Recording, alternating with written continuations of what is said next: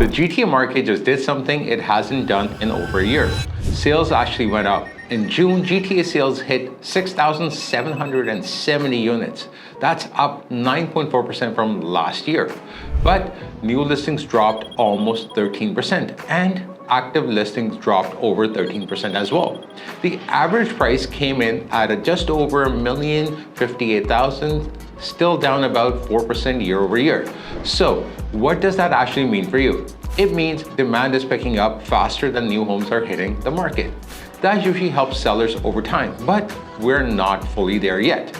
Right now, there's about 4.5 months of inventory, more balanced than a year ago, but not tight enough for bidding wars everywhere. Here's the part most people get wrong. They think the market is either hot or dead. It's neither. It's splitting. Detached homes averaged 1.3 million. Semis averaged just over 1 million. Townhomes came in around 900,000, and condos sat at about just over 660,000. That's not one market. That's 4 different markets moving at different speeds. And here's why that split is happening. Detached homes are holding up because there's just not enough of them, and families still want them. Condos are dealing with something completely different. Way more supply, more investor units sitting empty, and a rental market that's actually cooling down.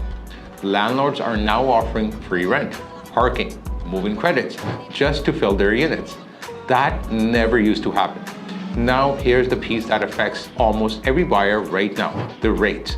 The Bank of Canada's policy rate sits at 2.25% with prime around 4.5%. Lower rates help your borrowing power, sure, but they don't erase high prices or high carrying costs. A lot of people can technically qualify and still feel stretched every month.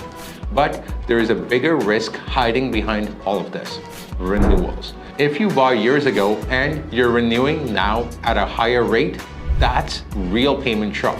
And that's actually pushing more listings onto the market because some owners simply need to reset their situation. Let's talk location, because the GTA isn't one market, it's 5. Toronto still has the highest prices and the most liquidity. Mississauga and Brampton are strong family markets, but buyers there are watching every dollar. York region, especially Markham, Richmond Hill, and Vaughan, still has real demand at the upper end. Durham and parts of Halton give you the most room to negotiate. Here's something investors especially need to hear.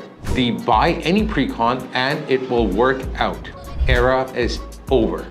Financing costs are up, construction costs are up, and new units are taking longer to lease. That doesn't mean pre-con is dead.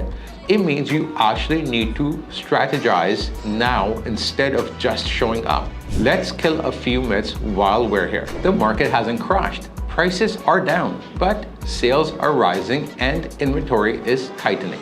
That's a correction, not a collapse. Rates aren't the only thing driving this either.